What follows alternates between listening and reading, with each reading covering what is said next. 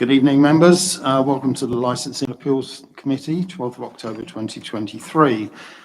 First, I need to read the emergency evacuation announcement. There are no planned fire drills, so if the alarm activates, please leave the building in an orderly fashion via your nearest fire exit and form an orderly queue behind me. The fire exits are through the main doors of the hall or the storeroom adjacent to the stage. The fire assembly point is the island in front of the main entrance to the building. Please do not delay your evacuation to collect any belongings. Please do not return to the building until given permission to do so by council staff. Please note that the meeting will be audio recorded. Please switch off mobile phones or turn them to silent. Toilets and hand washing facilities are available in the foyer area. Members, your voice will only be captured on the live stream when your microphone is turned on. So please remember to switch on your microphone when you're invited to speak and switch off again when not speaking. Members, voting will be done on a show of hands in line with the Constitution. I will ask for a show of hands for and then against recommendations, and will also ask for a show of hands for those wishing to abstain from voting. So agenda item 1 is apologies for absence, and we have received apologies from Councillor Mrs Deborah Squires-Coleman, Councillor Roger Constable, Councillor Richard Lambourne, Councillor Jack Lawman, although he may make it later on. Are there any other apologies? Okay, agenda item 2, substitute members. Councillor Mrs Vilma Wilson is substituting for Councillor Mrs Squires-Coleman. Agenda item 3, non-members attending. We have Councillor Angelina Marriott, but no other members attending. There's not a member here, no, but she's a councillor, so I thought as a courtesy I would mention it. Agenda item 4, the minutes of the meeting held on 9th of March 2023. Members, are those minutes noted? Thank you. Agenda item 5, to receive declarations of interest. Are there any declarations of interest, members? No. Agenda item 6 is the age of private hire and hackney carriage vehicles, and I will now invite the Council's Principal Licensing Officer, Mr Stephen Greener, to introduce this report. Good evening, thank you very much. This report is to consider amending the existing Rochester District Council Hackney Carriage and Private Hire Licensing Policy 2022 to 2027 in relation to the age of acceptable vehicles. Conditions 57.5 relating to the age of saloon vehicles and 67.17 relating to the age of wheelchair accessible vehicles listed in the Rochester District Council Hackney Carriage and Private Hire Drivers, Vehicles and Operators Conditions, published in 2019. It states, the vehicle must not be more than 6 years old when first licensed and will not be re-licensed if more than 10 years for a saloon vehicle and 12 years for a wheelchair accessible vehicle age from the date of registration. The proposed recommendation is to amend these conditions to reflect the current cost of replacement vehicles in the lead up to the Transport Secretary and Business Secretary announcement to end the sale of new petrol cars and diesel cars in the UK. It was by 2030 when I wrote the report, but then got changed to 2035. Following this announcement, the cost of second-hand cars has increased significantly.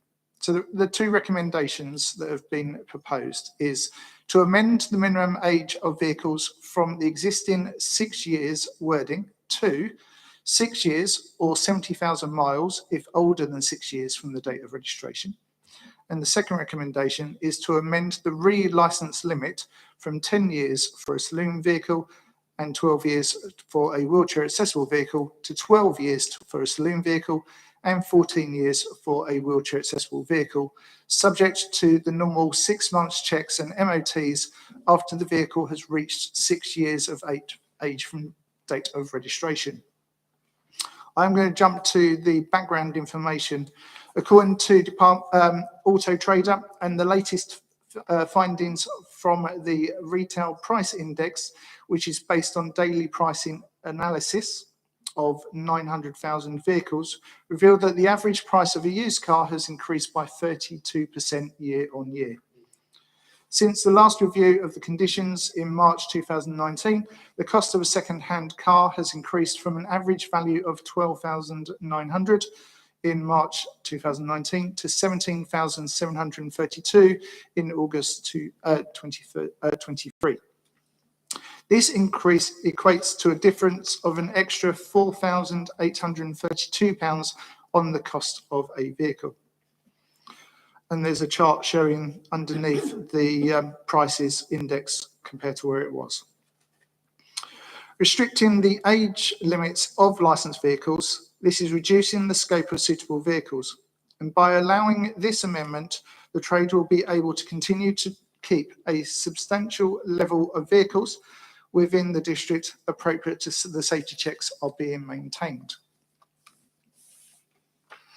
The Department of Transport first issued their best practice guidance in October 2016 to assist local authorities in 2006 to assist local authorities in England and Wales to have responsibility for the regulation of taxi and private hire vehicle trades. The section relating to the age limits state, age limits, it is perfectly possible for an older vehicle to be in good condition, so the setting of an age limit beyond which a local authority will not license the vehicles may be arbitrary and inappropriate, but a greater frequency of testing may be appropriate for older vehicles, for example, twice yearly tests for vehicles more than 5 years old. I have included some risks. The risk associated with this amendment is low. However, over the last few years, and the running maintenance of the vehicles has reduced considerably with the improved engines and parts on more modern cars. But we are mindful that on the full council meeting on Wednesday, the 26th of June, Rochester District Council made an official declaration of a climate and ecological emergency following in the footsteps of numerous other authorities addressing the urgent environmental challenges facing the world. The declaration confirms the Council's commitment to achieving net zero carbon status by 2030 for its own estate and by 2040 for the Rochester District area, and to pursue efforts to achieve net zero CO2 emissions even earlier and protect the enhanced biodiversity. I've also included under the environment and the climate implications, again, there needs to be noted that this will change and to allow the vehicles with higher emissions to operate in the district for an additional 2 years over the existing restrictions. Cars registered from the 1st of September 2015 would meet the Euro 6 CAT rating, but cars sold before September 2016 may still have the Euro 5 engine rating. Euro 6 introduced lower acceptable levels of NOx emissions for diesel cars to 80 milligrams per kilometre, and for petrol is 60 milligrams per kilometre. That's it from myself. Thank you, Stephen. Questions, members? I believe Councillor Williams had a question.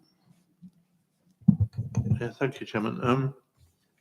Recommendation 1, I'm not sure if I'm reading that right, to amend the minimum age of vehicles. Should that not be the maximum? No. We set a minimum, it should be the maximum, yes, you're all correct, yes. So we will not license a vehicle at the moment that is more than 6 years old from the first time of registration. So it has to be younger than 6 years old. So yes, it will be maximum, not minimum. Excellent, Yes. thank you. Councillor Mrs McPherson. Thank you, Chairman. Steve, on page 6.3, where you referred to the guidance that we can impose our own sort of restrictions. Can you tell me, how do we sit with other authorities? Have they already taken this step and sort of line theirs up similar to ours? And then I've got a second question, if that's okay. It was in relation to the emissions on older cars. The figures that you just read out, I don't think they're actually in the report. What are we actually looking at? How many more emissions do we get from these older cars? How many cars do you expect? That sort of thing, please.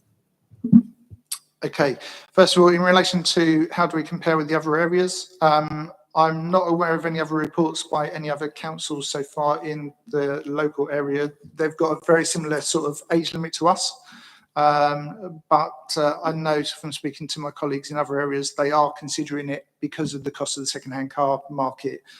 It is worrying them that it may reduce the amount of fleet vehicles, certainly wheelchair accessible vehicles with their costs. It's going to be a lot more difficult and more expensive to replace. So we are, again, very similar to what we've done in the past. We're looking future planning as where this is going.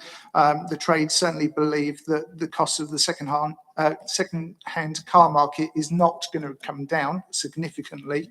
Bear in mind, they are trying to phase out the older sort of cars. So that's the first one. The second one was in relation to the vehicles and the CO2 emissions. Yeah, we are obviously keen to try and get all the vehicles over to Euro Cat 6.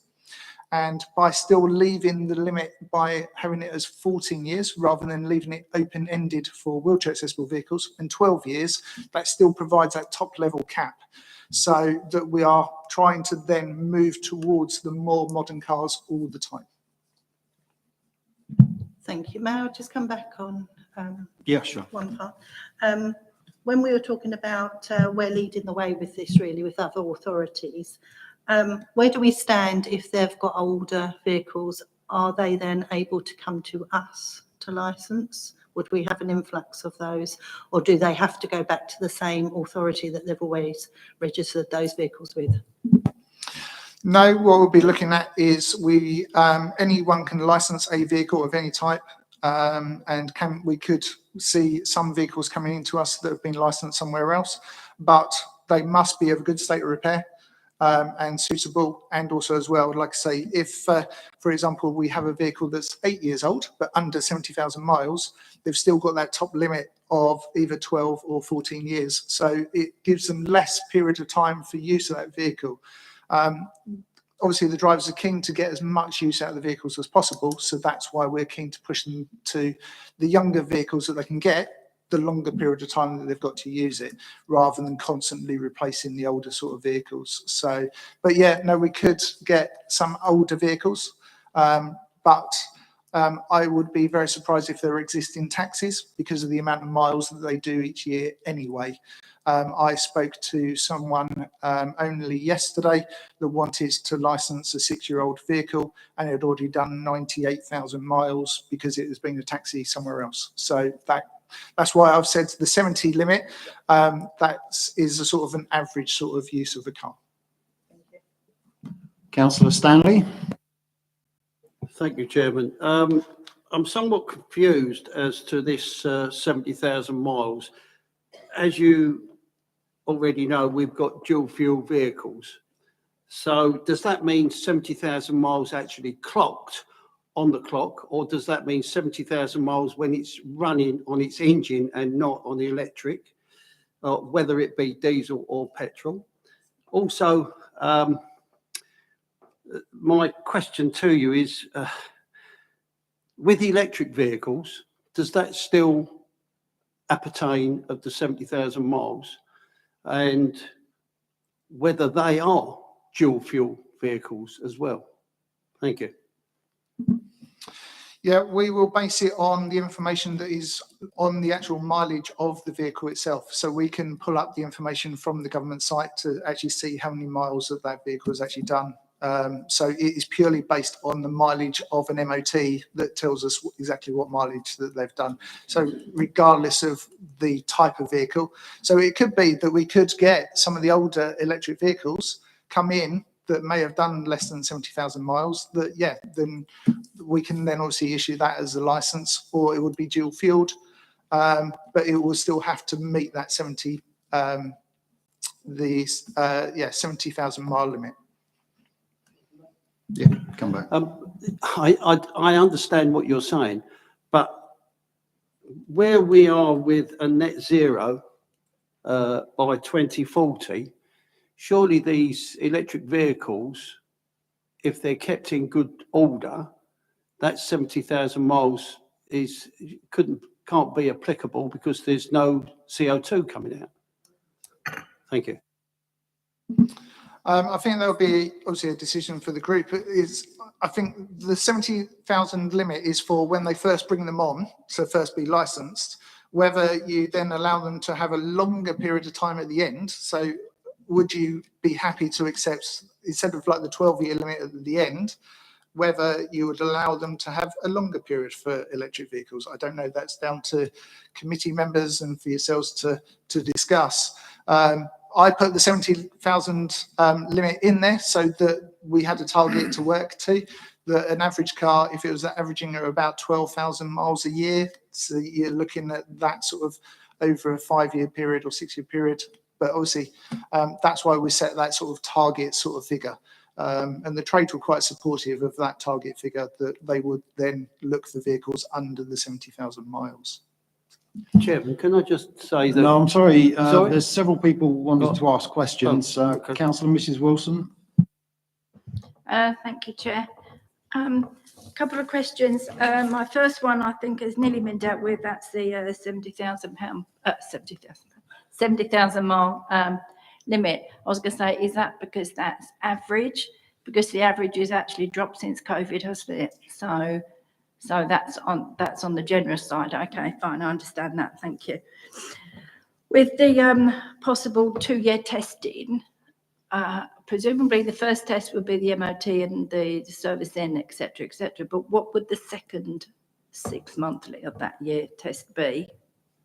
Okay, that's what we do already at the moment. So if someone was to license a brand new vehicle with us and it was a Hackney carriage, we don't ask for an MOT within the first 12 months because it's literally just come off the forecourt for a Hackney carriage. But after 12 months, it will have to have an MOT every year.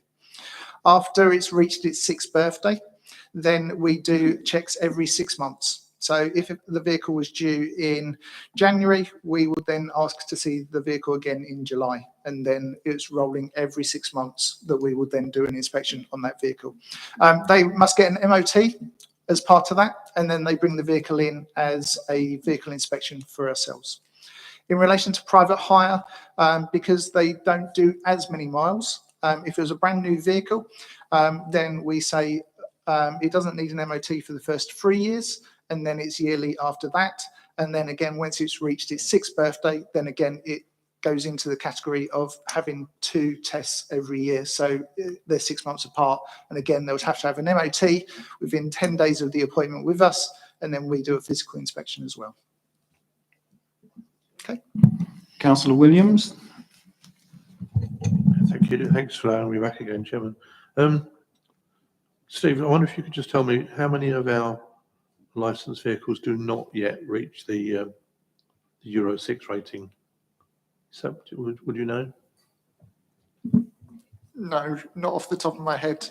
Right. I can have a look, but that's going to take me a little bit of time to export it out of the system. I can do it if you want me to. No, I was just wondering if you were a bit concerned about the emissions and if we let them go a bit longer. Yeah, like I say, I think by still having the top limit, I think rather than leaving it open-ended, I think that by having a limit, it then does force everyone to get into the Euro 6 category. To be honest, I don't think there's going to be many vehicles that we're going to have on there that have been licensed or registered after the 1st of September 2015, because we are almost not far off 2025 when they all have to be replaced anyway. So there's not going to be many that's going to be on the system. But there'll be a few. There'll be a couple. Potentially there could be. Yes. Okay, thank you. I was literally looking at. Councillor Milne. Yeah, looking at the industry figures for prices, obviously there's something creeping up on us now that's in the press in the last few weeks. The price of electric cars is starting to tumble purely because there's new salt batteries, sodium instead of lithium, and the price is drastically dropping. Tesla's led the way, and they reckon that the demise of the internal combustion engine isn't far away, because when the car is cheaper, have we considered some sort of incentive for people to go electric in with a second-hand vehicle that fits the criteria, rather to encourage it? Because the way things are going, these older vehicles that are skyrocketing, there's going to be, I believe, a bit of a tumble soon. So the extending this for 14 years might become actually meaningless. Yeah, it's a difficult one. We can't really predict what's going to happen. In relation to grants and funding, I know it was originally when they first introduced the London sort of black cab, there was a lot of grants and funding that was available to licensed drivers to apply for it. But especially bearing in mind the cost of an electric London cab, I think it's about £60,000 plus. So they had a lot of grants and funding put towards them. Initially, there was grants and funding available to licensed drivers, and we offered that out. We also were proactive to obviously get charging points put in as well as part of the grants. There wasn't many that took it up. Yeah, I don't know if there is currently any sort of grants. There's nothing that we can physically do as a department around that, because all the money that comes into licensing has to be spent in licensing. So we can't provide a grant system. We're not legally allowed to. There may be something that our economic development team might know about that may be able to assist them. But there's not something that I currently know of that's live at the present time. Thank you. Councillor FD. Thank you, Chairman. Right, just a quick one on what Councillor Stanley was saying. Cars still have suspension and brakes and everything else. I drive an electric car and they still wear out. Okay, the engine doesn't, but you still need to have. So you use the miles as a gauge on how the car's wearing. Second, I think this is going to be quite a moot point, because in 5 years' time, our roads are going to be completely different than they are now, especially if electric cars come along. The way they will tax them will be completely different. It'll be per mile, because how do you tax how much electric you're putting in a car when you put your kettle on 20 times a day? So I'm quite happy to agree this, but I think we'll be looking at this again in the next 7 or 8 years, and you have a complete overhaul. Thank you, Councillor FD. Councillor Ward. Thank you, Chairman. There's just a couple of things actually that jump out. The report, I think, is excellent. It's very sensible. I've got no complaints whatsoever. But the thing I'm looking at is what we are trying to do.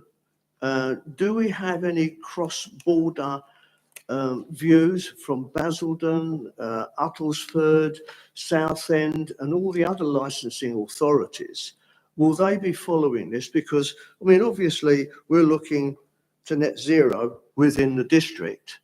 But if we've got loads of taxi cabs that are being licensed by other boroughs and other areas that I see running about all over the place, all over our district, and they're not following the same rules and they're using older cars, it doesn't actually add up. Now, are we talking to those to follow these guidelines, or are they steering their own way, so to speak? Yeah, under the legislation, each authority in each district makes its own rules around vehicle licensing, which is, we do speak, and we speak regularly. I do every 2 weeks. I speak to Basildon, Southend, Brentwood and Thurrock. We're on a Teams call and we do discuss this. And one of the things we have talked about is, are we starting to see less vehicles coming on and people not replacing vehicles as much as they were before? So we've had the discussion. I'm just quite proactive and just trying to think ahead of where it's sort of going. So that's why when the trade approached me and said, look, we've got a bit of a problem with getting new vehicles on, it was an ideal opportunity to bring it in front of you to say, look, let's look at it, discuss it. It may be that we don't at this time and we delay it for a period of time, but the stats have shown that certainly in the last sort of couple of years, the cost of the second-hand cars have gone up, and the trade have said to us, we are struggling to replace some of the vehicles. So, like I say, we've been quite proactive in the past with some of our taxi stuff we've done, and hence the reason why I'm bringing this forward now. Is that right? Yes, okay, Councillor Ward. I'm happy to support this, and if there's not a proposal coming from the chair with this, I would like to make that proposal. One more question from Councillor McPherson, Mrs. McPherson. Thank you, Chairman. It's actually not a question, it's a recommendation if I have anybody who will second it. As the CAT 7 comes in 2025, and I'm just looking at the officer to confirm that, I wonder if that might be a good opportunity to have a recommendation that we review this in 2025. Does the officer want to comment on that, whether that's a reasonable recommendation? Thank you. Yes, I think I was just looking it up around the CAT 7 sort of criteria. You beat me to it. But yeah, no, I think that'll be a really good, it sets us a benchmark to then sort of review it, like I say, in 2025. We'll be in a better position by then. We'll then know a little bit more as well. So, yeah. Okay, so we need to, one more question from Councillor Stan. Thank you, Chairman. I'm somewhat confused that we're not dealing correctly with, and I know what Councillor FD has turned around and said about vehicles being brakes and shock absorbers and that sort of thing, which would actually pick up in MOTs in any case. So that is irrelevant, I find. And as we're doing like an MOT every 6 months, I still find that irrelevant. What I am saying is that electric cars, whether they are dual fuel with electric or not, I do feel that if electric cars are being used, then they're complying with our carbon emissions, that we're not got any carbon emissions. So I would like to see that the electric cars, even and they are being MOT'd after 6 years, in any case, twice a year, come to that fact, that electric cars should be taken out of this equation and given a little bit more time, because I do feel that the companies that are putting money into electric cars it is considerable, and they're looking to the future. So we must, I do believe that we must encourage it to that extent, and to look at that proposition in the long term that we've got. Okay, Councillor Mrs. McPherson has put forward an amendment. We need to discuss that. If there are any questions on that amendment. Sorry, that recommendation, I mean, yes, we need to ask any questions on the recommendation. I think coming back in 2025 takes care of the electric car issue, because we can look at how the situation is. We've got another 2 years to do it, and I don't think we're going to have deluge of electric cars yet. As they say, maybe the price is coming down, but there are a few people who are now looking at the 2035 and saying not necessarily going to change so quickly. Want to be able to see a longer distance on batteries and things like that. So I think it's quite safe to go with the recommendation 2025. I think it takes care of Councillor Stanley's concern about electric vehicles, and I think that that's the sensible approach, and I would second that or third it, whichever way you want to put it. Okay, if there's no more questions, we need to go back to recommendation 1 and there's a proposal to change the, Chairman, point of order, we need to vote on accepting councillor McPherson's recommendation to join the other recommendations in vote on it. okay, so the recommendation number 3 is now to review this decision in 2025. You have a seconder already for that, so we need to take a vote on that. So all those in favour? That's unanimous. Thank you, members.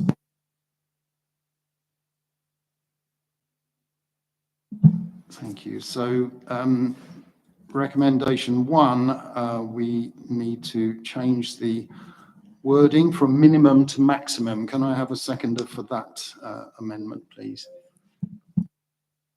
Councillor Shaw seconded, yeah. And can we now, well, I'll move from the chair that we now vote on the 3 recommendations. So I wish to recommend, sorry. So I'd like to move from the chair the recommendations R1, R2 and R3. Can I have a seconder for that? Councillor FD, thank you. So we'll take these one at a time. You can take them on blocks. Take them all together, yeah, okay. Chairman, Councillor Wilson. I'd like to do them separately, please. Okay, thank you, Councillor Wilson.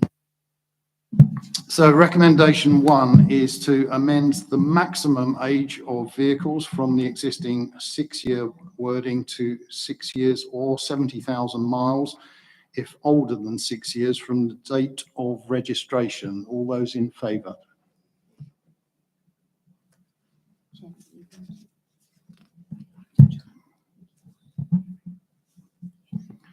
Any against? Any abstentions? Thank you. Recommendation 2, to amend the relicense limit from 10 years for saloon vehicles and 12 vehicles from wheelchair access vehicles to 12 years for saloon vehicles and 14 years for wheelchair accessible vehicles, subject to 6-month checks and MOTs after the vehicle has reached 6 years from the date of registration. Those in favour?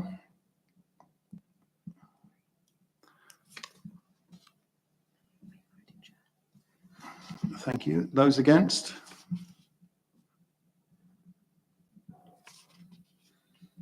Any abstentions? Thank you.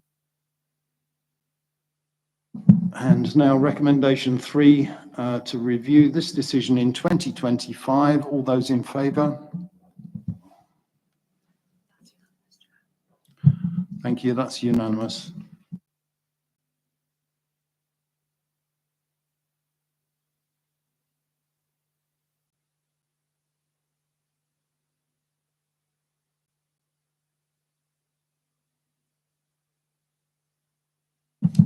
Okay, agenda item 7, street trading policy consultation. Members, I'll once again invite Mr. Stephen Greener to introduce this report. Thank you.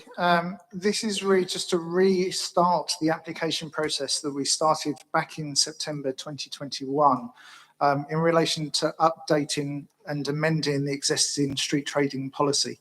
Unfortunately, with the way things happened at the time, the timescales are very, very tight, which you'll see further on in the report, and unfortunately they slipped. So I'm bringing it back to yourselves. First of all, to have another look at the draft policy to see if there's any sort of additions or changes, because there has been some things that have changed since we originally looked at it. And also as well to then ask for your permission to restart the consultation to start the process again. So on the 30th of September 2021, the Licensing and Appeals Committee considered a report to amend the existing street trading policy. The members expressed the view that there was a significant step changing from having specific roads designated for street trading to the proposed more blanket approach, and would be interested to see the results of the public consultation on the policy. A little bit of background information. On the 2nd of August 1995, the council adopted the provisions of Schedule 4 of the Local Government Miscellaneous Provisions Act 1982 in relation to consent streets. The Act designates streets, including forecourts, roads, footways and other adjacent areas thereto for a distance of 15 metres as consent streets and requires a licence for street trading within these streets. Under 2.3, I've listed the streets, but I thought what it might be actually more useful is I've also given you a sheet, which is the maps, that I've actually marked out all the consent streets on the map, because I thought it was easier to understand. The existing policy has not been reviewed since the council adopted the provisions of the Schedule 4 of the 1982 Act. What does a consent street mean? It means a street in which street trading is prohibited without the consent of the council. There is also what is known as a prohibited street, which means that no street trading is prohibited from taking place within those streets. There is a definition of street trading under the Act, and there are some exceptions that are not covered. These are a peddler holding a current peddler's certificate and acting as a peddler under the authority of the Peddlers Act 1871. A trader that is part of a authorised market or fair, a trader at a petrol station, a person trading in association with an adjoining shop premises, so such as like grocers that normally have like the food and stuff just outside the front of the premises. It's that sort of business. A trading in a trunk road picnic area provided under Section 112 of the Highways Act of 1980. And then finally, traders as a news vendor, which is only articles sold or offered for sale on newspapers at periods. And periodicals. Periodicals, sorry, thank you.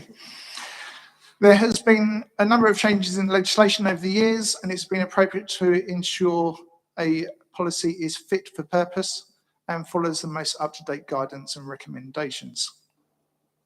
In summary, these changes relate to the adoption of further steps to enhance safeguarding, in streamlining some of the administrative processes around the renewal and variations of applications, and also to greater regards to the equality and needs to avoid duplication. Under the legislation, I'm going to jump to 7.7 because it will make it a little bit easier. As with every single policy, there are policy objectives which are set out that we have to consider. These are public safety, prevention of crime and disorder, prevention of public nuisance and protection of children from harm. As I've already covered within what's in scope and what is outside the scope, under 7.9 I have outlined the different types of licenses that can be applied for and which ones would require a license and which ones wouldn't. So we have, for example, the A1, which is a single standard pitches, which is individual units for daily, weekly and quarterly or annual use. Mobile pitches, these are traders continually moving from location to location and move at least 50 metres from the last location and do not return to that location. At the moment, it stipulates for 4 hours, and they do not wait in one location for more than 30 minutes and do not trade.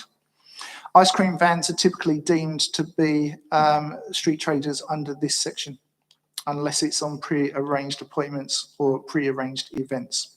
Event pitches are organised block consents for units at events within Rochester District Council area.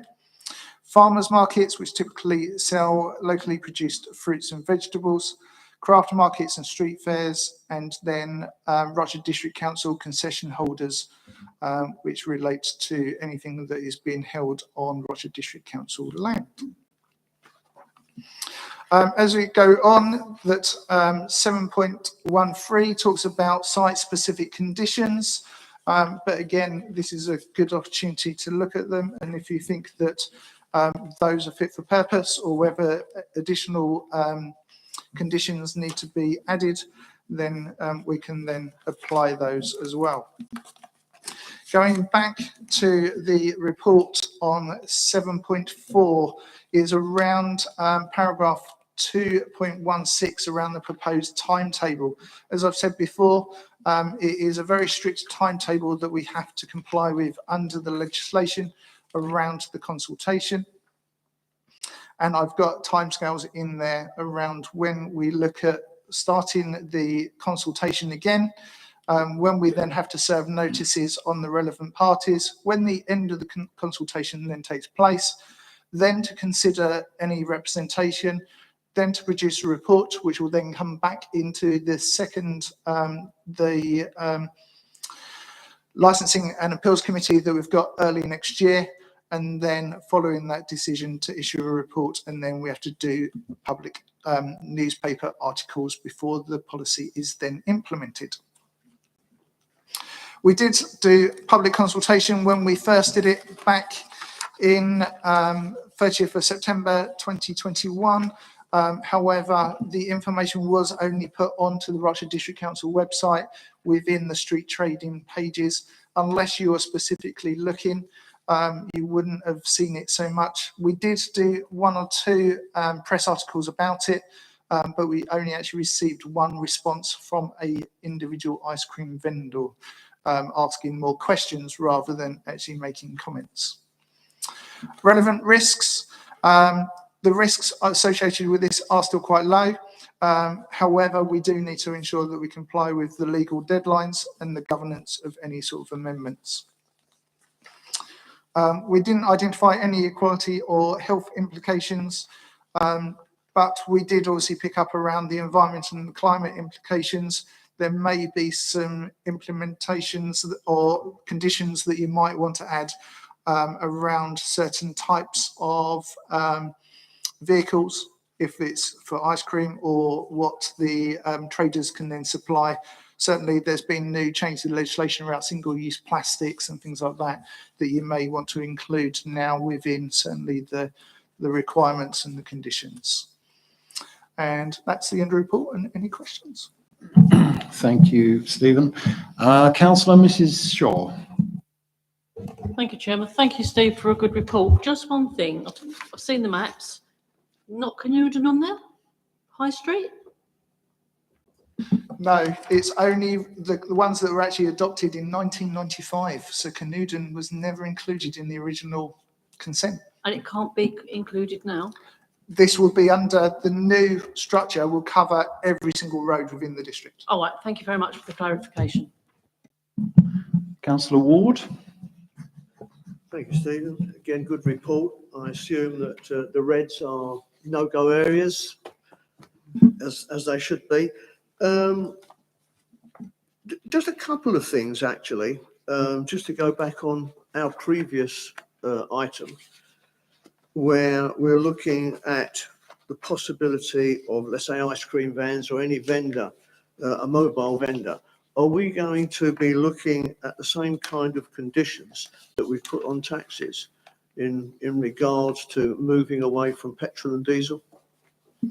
That is certainly one of the conditions that could be added on. And like I say, when we originally looked at the street trading policy back in 30th of September 2021, I don't think there was then a limit that was going to be set on vehicles around changing over to electrics and stuff like that. So certainly, yes, that may be something that you as a committee now want to add on to say that the age of an ice cream vendor cannot be more than a certain age, or has to be the Euro Cat 5, 6. There's all sorts of things that could be added as a criteria if you feel that appropriate, and I can include that as part of the consultation as well. Yeah, if I may come back, I think we know that they're going to be expensive, these vehicles, and they're probably going to be more expensive than any taxi on the roads to actually do anything. So we obviously need to give them enough time to be able to change over and know that we're going to expect to change over. So, I mean, whatever we put in there, it has to be reasonable. Yeah, absolutely. And you can stipulate by a certain date that we will then bear in mind that the street traders license are renewed each year, that we could advertise it early enough to say by a certain deadline that all the vehicles has to meet them with this criteria and work towards that date. So yeah, it's something that you can add on. Do you want to come back, councillor Ward? Yeah, thank you. Well, I mean, obviously the government has set 2035. We need to understand what the costing of this is going to be for them as much as anything, and what is going to be reasonable. I have no idea. I've just seen this, and obviously looking at what we looked at previously, I haven't got a clue how much a vending vehicle costs, but it's going to be very expensive, I would imagine, with everything in it. So, you know, this is something we need to look at reasonably as a living for somebody, and make it not too onerous, but reasonable. I have no idea and no suggestions as to time. I'm sorry about that. I can't give you one unless someone else wants to throw one in. I can sort of try and help you out with that one as much as I can. As I've said, we have to now do another public consultation, and I will be keen to make sure I send the new sort of draft out to every ice cream vendor that is used in the area. Through that consultation, if we suggest a certain age limit and put that in the document, and then they come back to us and say, actually, it's going to cost 60, 70,000 pounds to replace a vehicle, at least when we come back and look at it again early next year, you will hopefully have those stats and those figures to then make that decision as to whether you make minor changes or major changes to the policy at that time. I think that's very reasonable. Councillor Mrs McPherson. Thank you, Chairman. Perhaps it could be along the lines of 2025 that we're looking for a Cat 6 for ice cream vehicles. There's just a thought there if where we want to set a deadline. I didn't have any questions on this until you did your piece. So just to confirm, these red lines are the old areas, and now we're going to encompass everywhere in the district. That's correct. The red lines are the current consent roads that need the consent licenses. That was agreed originally in 1995. My proposal is to cover every single street. And then there's certain types of licenses I don't think that we need to cover. Like I say, if it's a well-established market already, then that doesn't need a license. But if there's a pop-up market, then yes, they would need it. If someone, and we had quite a lot during COVID, funny enough, a lot of people were doing sort of pop-up boot sales on their driveways. Then again, I've excluded the personal sort of properties and private dwellings, so they wouldn't need then a street trader's license, to just find that balance. But it's a step to getting sort of more regulated around the street traders that are working within the district. Thank you. I remember that well because that was in my area and you worked with the group. I would say a definite yes to include the restriction on single-use plastics, please. Hopefully everybody else is in agreement with that. And my only other question, sorry, Chairman, is around alcohol. Alcohol will still have to follow under the Licensing Act, and they would have to still apply for any temporary event notices if they were looking at selling anything at any street stalls. And same for late night refreshment. Any food that's being sold after 11 o'clock at night will still also need a alcohol licence. Councillor Stanley. Thank you, Chairman. A couple of things that haven't been put in there, and to exclude, that would be schools and bazaars and that sort of thing, which we haven't excluded. The one thing that we've noticed when we talk about ice cream sellers and what have you, we've also had in the past vendors at the market in Rayleigh that sell cooked, if you like, dishes. I should put that because they're Italian, or they could be anything sort of thing. But a lot of them do have generators. And I wonder if that should not also be included in the proposal for the ice cream sellers as well, to get them to either put in solar or something like that. Recently, we have had somebody who has applied for a license, I believe, for ice cream vendor, if you like, who's giving it up, as you remember. I do distinctly remember this. And he said that a ice cream van for electric would only be used for 4 hours at a max when it's fully loaded, and that the cost would be, well, in the hundreds of thousands. So I wonder if we can somehow, I don't know how we would, but to extend that on further, and unless they've got some sort of solar power or that sort of help with the generating of electricity to the vendor. I don't know if that can happen in relation to what we're asking here tonight. Yeah, going back to the individual that I've spoken to quite a bit around, obviously the plans and how it's moving forward, and around how much it costs to convert to electrics for ice cream vendors.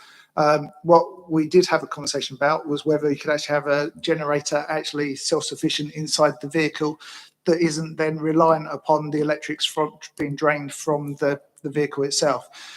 There are options, there are ways of doing it. They are looking into that, and they're going to be coming back to me, so that will be tying very nicely with the consultation sort of aspect. In relation to the schools, we have got something in there under 7.9 at the top in relation to that they will not trade within 100 metres of the boundary of any school or college between 7:30 and 6 o'clock without formal invitation from the establishment themselves. So again, that's to then try and address some of the issues with the ice cream wars. No, that's right. Again, we've had some ice cream war situation. We've been working with Essex Police as well. I think I got asked this question last time, so I'll cover it now because I remember it got brought up. How are we going to regulate ice cream vendors working in the entire district?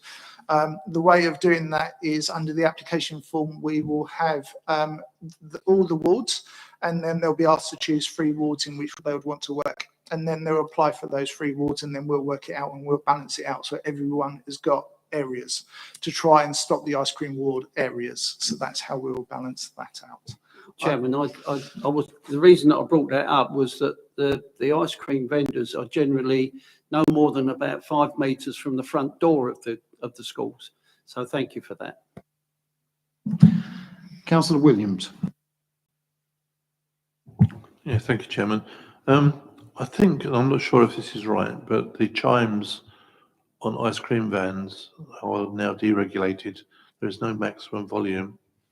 And I'd like to know if that could be included, that they are, in particular, the Teddy Bears picnics drive me crazy. I'm getting earworms with it. But seriously, they are very loud now. And I just wonder if that could be included. I'll include that within there. And if I liaise with environmental health as well around the suitable decibel level. Thank you. Councillor Stuart Wilson. Thank you, Chairman. It's a very quick question, really. Recommendation 1 is to agree the timeline as outlined within the report. How confident are we that we can achieve the milestones in this? We are very keen on it because we're also being pushed by Essex Police that are very keen on it as well. They've had lots of issues over the last 12 months around antisocial behaviour, and like I say, there's lots of issues around the ice cream vendors. That's the key one that I'm really keen to get through very quickly. Yes, I will be hot on it, and we have to reach and meet all the deadlines, and we will do. It's just been pointed out to me that we may have to schedule another meeting in just to make sure that the timings all marry up, but we'll do that because I'm very keen to move this one forward. Okay. Councillor Milne. I do know something about selling ice cream, in that running large fetes and functions when I was a chairman of the Joint Scouts Management and all that, it's not necessary to have a generator going in one of these soft ice cream machines, because I was able to go to the wholesaler and pick up a flaming great trailer that was full of pre-packed ice cream, and you could put together wafers and things, but it was super insulated even on a hot day. So you could insist, otherwise you're going to get people parking up, pumping diesel fumes all over somebody's house and everything opposite a school every day. So their air quality is going to be really down there. Whereas the ice cream vendor could just as easily sell lollies and the type that go in the blocks, pre-packed. You haven't then got a hygiene problem, which you do get with these soft machines. And I don't think there's any lithium packs around that will run them for very long these days. Unless in the high street, we provided a post where they have to pay a bit of a rental to plug in. I mean, we could do that, but it's not necessary. Or we might even do it outside of school, but the council could charge for that.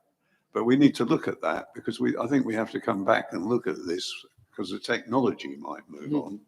It doesn't look like it at the minute, but they can sell ice cream. They don't have to have a machine chugging away to do it. And we could insist on that, and it's clean.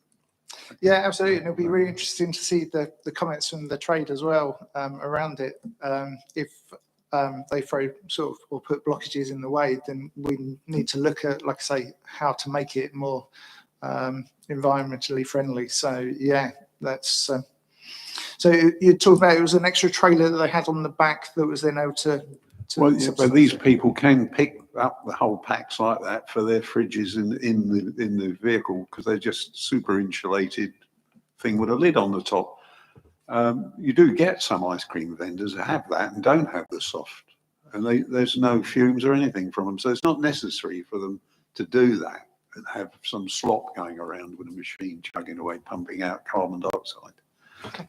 Thank you. We could insist on that in certain locations because I think Councillor Cross raised this business with people with diesel engines running and everything all day long or all afternoon. It's not good. Yeah, I was going to say, especially in the same location, I think we should insist on engines being switched off whenever they're in a static position, and in the absence of a trailer with a pre-pack. Councillor Milne, I think we could. They can put that in the van because they've got the cool boxes to put in the vans. Yeah, that thank isn't you. a problem.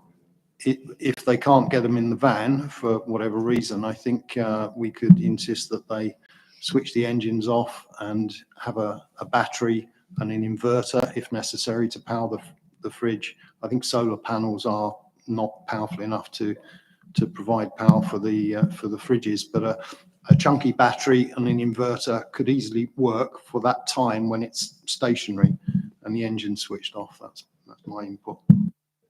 Chairman, if I may interrupt you, there are points that are. Thank you. Greatly. Councillor Stanley, we have some other questions. Councillor Shaw is next with a question. I'll come back to you if we have time. Thank you, Chairman. As Steve said, 7.9 on the mobile pitches. We have vendors, ice cream vendors, that are actually already right outside the schools, typically on Ashton Road, and they do go outside on Canooden against the school there. So how are we going to actually, this is all very well saying they shouldn't do it, but they're doing it already. So how are we going to actually police this? Yeah, the enforcement is going to be key to it. Yeah. And that's down to us as a department that we will be out there enforcing it. I'm sure we'll get told by other vendors if someone is breaking the rules, and I'm sure we'll get photographs and things that we'll then take formal action like we do with all of our normal sort of licenses around Hackney, carriage and everything else. But that's going to be key, is to make sure compliance with the regulations that we will be doing that. Thank you, Steve. Councillor Mrs McPherson. Thank you, Chairman. I think it's quite sad that this is still rumbling on because these warring ice cream men have been going on for years. So just a thought when we're talking about keeping track on where they are, could we not have them voluntary part of the licence have a tracker in there? They're not expensive. Then they can prove where they are and that they keep within their set wards and they're not parked outside schools. So that was just a recommendation. Thank you, Chairman. Do you want to come back on that? Yeah, I can add that as one of the conditions. Like you say, a lot of vehicles nowadays have trackers. They're not expensive, they can be wired in. So I'll include that under that section about mobile vehicles. Councillor Ward. Thank you, Chairman.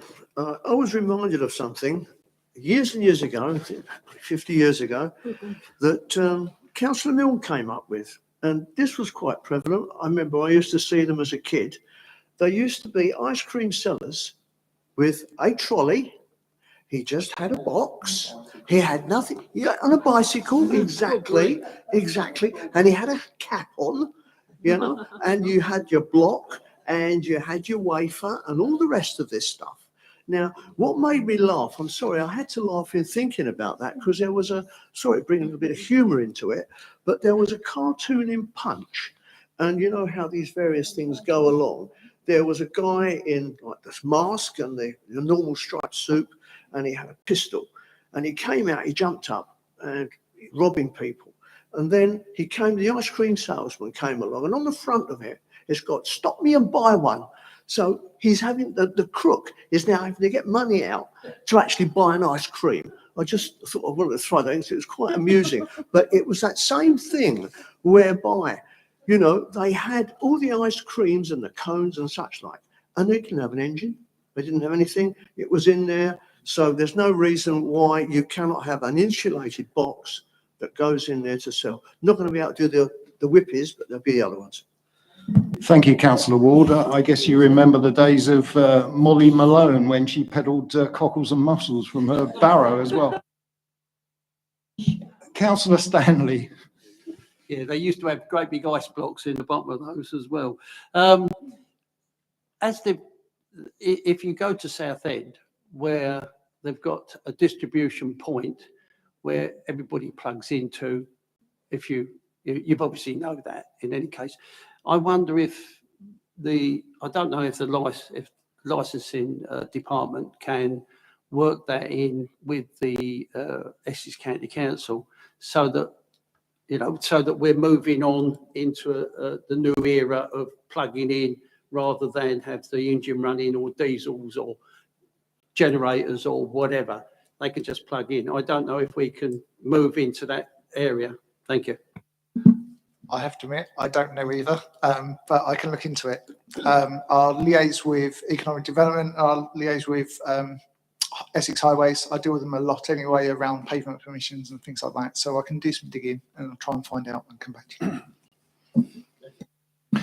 Thank you, members. If there's no more questions, I'd like to move from the chair that the recommendations as set out within the report are voted upon. Do I have a seconder? Thank you, Councillor Stanley. So can we take these two recommendations in one vote? Thank you, members. So all those in favour of the two recommendations?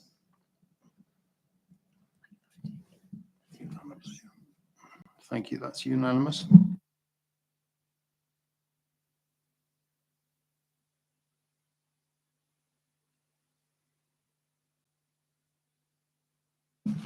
Agenda item 8, the allocation of new licensed driver slots under the Earn As You Learn scheme.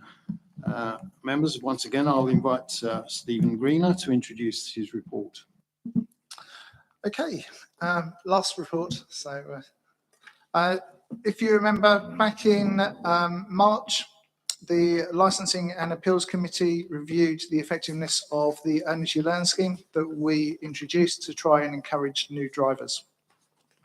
At the time, there was a debate around the issue of the number of the Earn As You Learn badges issued to operators within the district, and some members considered it appropriate to put in place an overall figure of the number of badges of 40 and sharing it out amongst the Earn As You Learn drivers rather than limiting the number available to taxi operators. Other members, however, believe that the same number of Earn As You Learn badges should be given to each taxi operator in the interest of fairness. The recommendation is to amend the restriction on two of the operators, which is Best Tax and Andrews allocation of new applicants from 10 and increase it to 15, and share the remaining 10 slots between the other 2 operators associated with the scheme on a first come, first served basis. And then to conduct a full review of the scheme again at the next Licensing and Appeals Committee. So the reason for this is that we were approached by the 2 main operators covering the Rochester district. They have taken full advantage of the scheme, and the popularity has meant that they've been forced to turn away new applicants. And again, what I gave you on your sheet, on your table, is the number of drivers that are under the current scheme, and also as well their expiry dates. So as you can see from the sheet, that Andrews and Bestax have used their allocation. At the time that I produced this export, someone passed their knowledge test today, so that's why Andrews has dropped down to 9 rather than 10, whereas the Rayleigh Cooperative have got 2. So at the moment, there's 21 drivers that are currently going through the Earn As You Learn scheme at the present time. And the earliest at the moment that anyone is going to be dropping off the scheme is going to be in February 2024. So at the time when we first introduced the scheme, there was a national licensed driver shortage following the pandemic, whereby the number of drivers found alternative employment and decided not to continue with the trade. Following a meeting with the operators, it was identified that the requirements at the time to obtain a Hackney Carriage driver's licence took approximately 6 months before the driver could start work. For those that were seeking employment in the trade, they would have to take this timeline into consideration with the knowledge that they may not work for up to 6 months whilst they complete the application process.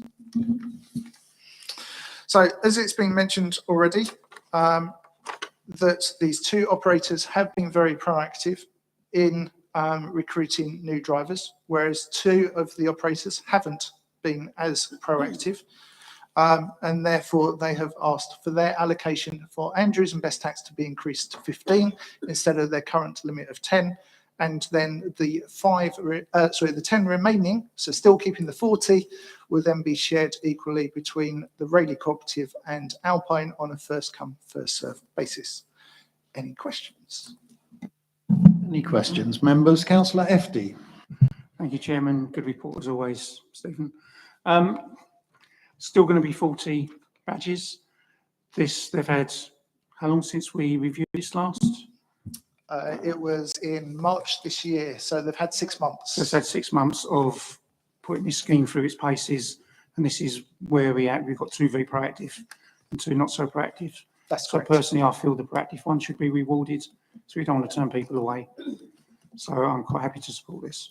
Yeah, and like I say, it's still to keep the limit at 40 as well, not to extend that limit. Councillor Williams. Yes, thank you, Chairman. I understand that our scheme has been extremely popular, and we are the envy of many other licensing authorities. So I would like to say that I would support this fully. Thank you. Thank you. Councillor Stanley. Thank you, Chairman. As I remember, there was a motion that this shouldn't be restricted to an operator of 10 badges, as I remember, and you've got that down there, and we're looking at it again as to being a non-restricted to 10, but a maximum of 40. I'm going to ask the question, why are we doing that now when we could have done that 6 months ago? Going back from my memory from the meeting, and I've included the minutes in there, there was a motion, like say, to have it as a pool of 40, but that wasn't then supported at the time. And then there was another, hit the microphone. There was another motion then to then limit it to 10 per operator, which was then approved at that time. So yes, that was agreed that each operator would then have 10. But as we've seen and the figures have shown, 2 of the operators haven't used it fully compared to the other 2. I'm keen still to keep the same limit of 40. But it then gives these two that have been proactive that little bit of a boost, that a couple more spaces, but still allows the other two that haven't been proactive an opportunity to still bring drivers on. Is that right? Councillor Ward. Thank you, Stephen. That has been perfectly explained, because I knew nothing about this until I read the papers and I looked at the minutes and everything that had gone through. So yeah, 40 split between 4 was 10 each. 2 have done their job, the other 2 haven't, and so you rewarded the ones who have done the job. Thank you. All explained, fully supportive. Oh, that's good. Councillor Booth. Just wanted to clarify, are we really talking about a maximum of 30 though, if we've got 2 companies that aren't going to take up the 10 that are left? Because we've only, or a maximum of 32 if the co-op actually takes 2 of those 10. So what happens to the 10 or the 8 that might be sitting there that the other 2 companies don't take up? Yeah, if they don't decide to use it, that's down to them. We obviously brought it in at the request of all 4 operators. It was the original request by all 4 at the time when I had a meeting with them. Like I say, 2 have been very proactive and recruited. 2 haven't been as proactive, but I had an email from certainly one of the operators to say we have had, mainly their focus was in the Southend area, but they're starting to grow the business in the Rayleigh area. So they wanted still, rather than to be excluded completely, to still have some scope to then bring people on. And this still allows them to do that. Councillor Booth, do you want to come back on that? Yes, thank you, Chair, for the second question. So is the plan that we keep on reviewing this every 6 months, or is there a longer period of review now? It was agreed at the last meeting that we would review it next year in accordance with the minutes that was at the time. Then we will have a look at the figures, all the information around the jobs that have been allocated out, how much work the drivers have been doing, whether the committee then want to continue with it, or whether it's time that we've actually reached the target of what we want to achieve and we'll then stop it. But that will be certainly a discussion for the scheduled meeting for next year. Councillor Milne. Yes, a question for Stephen. Yeah, in consultation with the operators, because I know that prior to the pandemic, to get background, they were moaning from taxi drivers, because I used to use them a lot. I don't use them at all since the pandemic, and that there were too many drivers, and they couldn't make the living they wanted. So obviously there would be. So their estimate is what we base this on, what they thought they could take as a reasonable amount for the number of drivers to get a service, and that's how we arrived at that figure. Yeah. Yeah, it was a bit of a balance around everything, to be honest. We didn't want to overload it with too many new applicants. When we ran the scheme last year, we had it open-ended. And I think we've learned from that as a group that was actually causing problems with existing drivers, because that was then compromising their work. They were then actually struggling themselves, and then it was having the reverse effect. We were actually losing more drivers because there wasn't enough work out there. By bringing in a limit, that then sort of gave the confidence to the existing drivers that we weren't going to suddenly just flood it with new drivers, and allowed there was a bit of a balance with the amount of work. Compared to the figures in 2018, we are still a lot less than what we were in 2018. But I was talking to a driver this morning, and he was saying how busy, or it looks very busy with drivers out there at the present time. Back in 2018, everyone, or a lot of people, were commuting to London by train. They were going out socially on a Friday and Saturday night. There was a lot more use of Southend Airport. The taxi trade was very, very busy. Since the pandemic, a lot of people are still working from home, so they're not going out as much. So the number of sort of calls that they're getting did drop for a period of time. That's starting to now increase as businesses are now starting to force people back into the offices again. And we've just got, our role is to make sure that we've got service out to the public. By keeping it still at the 40, the operators are happy with it. It's working. The existing drivers are happy with it. But this just gives them the extra sort of 5 of where they're turning people away. It just means that they're not losing sort of good new drivers that want to come through. Thank you. So we're managing a healthy business for them. That's Yes. the important thing. It's finding the Thank you very balance. much. Yeah, Yeah. I'm all for this. Any more questions, members?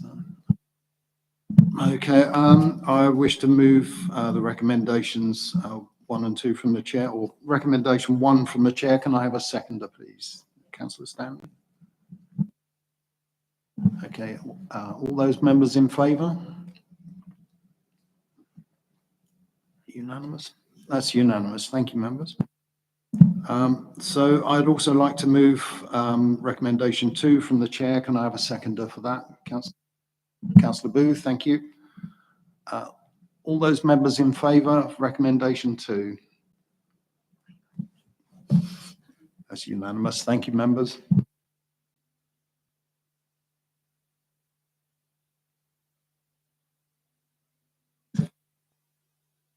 Thank you, members. That concludes the business for this evening.